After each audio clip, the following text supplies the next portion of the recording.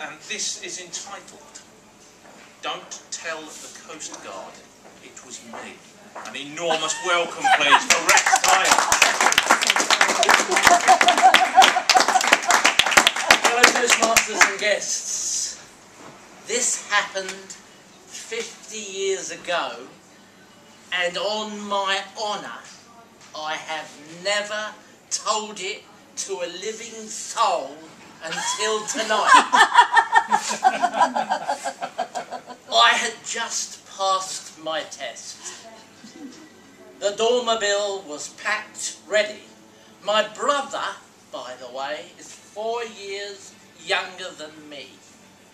I was 18 years old, and I was going to drive to the Jurassic Coast in Dorset and do a week of beach combing. Long before you knew me, I was a beach comber.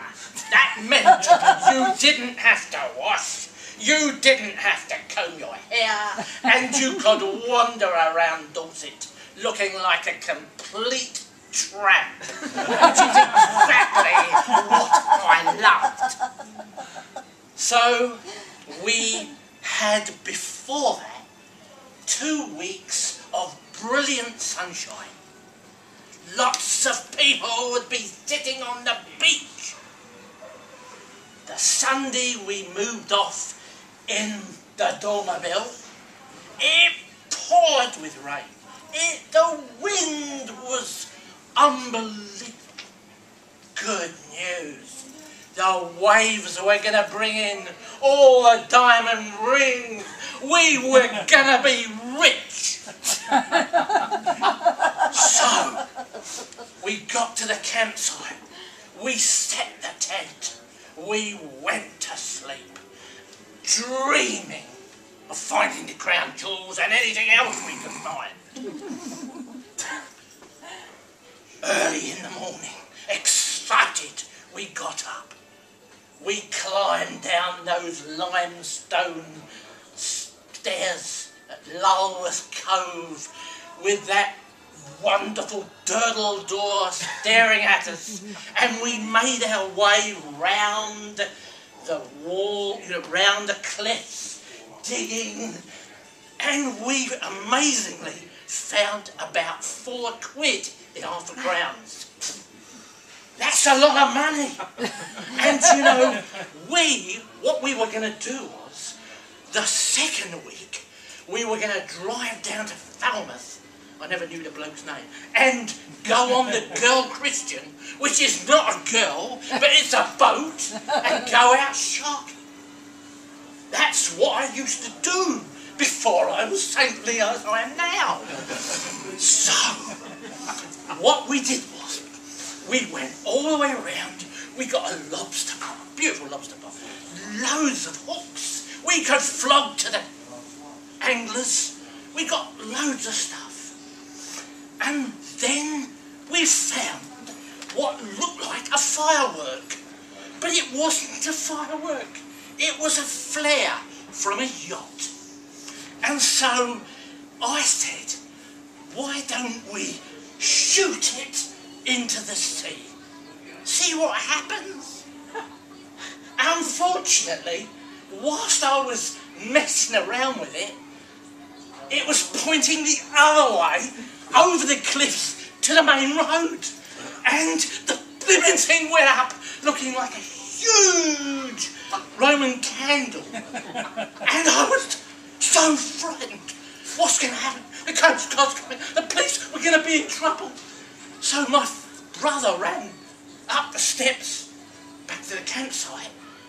And I, slightly less thin, decided to run or walk or struggle up the cliff and the dew. So I did this. I started, and I got within 12 feet of the top, and I slipped back, and I slipped back, and I thought I was gone. But I managed to grab hold of some grass or something, and I slipped. Actually, a hole opened up for me. And I fell into it. I fell into this hole. And my feet were resting on top of a needle which went all the way down to the beach. It was in a cave. If I'd have been skinny, I'd have been dead. But because I was fat, I was lodged in this cave. Now you laugh, but my body, I was about like that. This was below, and this was, but my hands, I couldn't do it. Don't worry, I got a fabulous, caring brother. He'll be looking after me, I said to myself. And there I was, in this hole, with my head moving about. Goodness knows, was the water coming up? Was I going to drown? Was it going to come straight up past me? All those things came past me. It got so dark so quick. I couldn't hear anything. But the watch was crashing.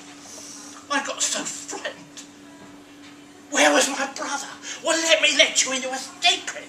The little person. He went home, had a shower in the facilities, and went to sleep. And in fact, he was asleep at 10 o'clock the next morning. Now, I'm stuck there. I stay. Help! Help! Is there anybody there? Help! Can anybody hear me? Nobody could hear me. Nobody was there. And so all night, I stayed there, getting soaking wet. It was running in my eyes. I couldn't do anything about it. I couldn't stop it. Then I thought to myself, I've got no drink. I have to drink the rain. At least I won't go from not having drink. I had no food, no drink. What am I going to do? So I just went to sleep. I woke up. I could hear scratching. Jurassic Coast. My mind went, were it raptors? Are the raptors coming for me? I went mad. I didn't know where it's come. And then, a little bit later, I heard this dog sniffling, came right down, sniffling, licking my ears. Help! Help! Help! And an old man at the top of the cliff. You got a problem, haven't you, mate? I said, yes. Go and get, didn't have phones in those days. He said, oh, I'll go off and get a policeman. Well, you know, an hour later, I'm on the point now. He's knocking. My brother never helped me. What chance have I got with this bloke I don't know? I thought, seriously, I seriously thought I was going to die then. Wasn't long before I heard the bells. Wasn't me going mad. The police car came, and the ambulance, and the fire brigade, and the local paper, and goodness knows who. And eventually, they got me out of that hole. They dug me out of that hole. I was on the front page of the local rag. My brother never knew.